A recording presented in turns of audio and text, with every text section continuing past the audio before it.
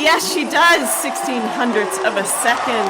Well, we have a new leader, Cornelia Huetter, wearing the red bib.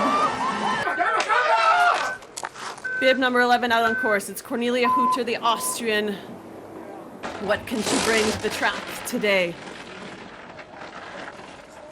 We saw how dynamic and strong Goggia was through this section. And Largut Barami, she's pushing the line there, getting a little bit. All that speed into this flat section. Can take a breather here for a moment, still with the green lights. This is going to be close. 800ths of a second is her advantage.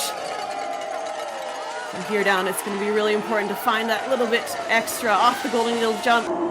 Can she find enough to take the lead? Yes, she does. 1600ths of a second.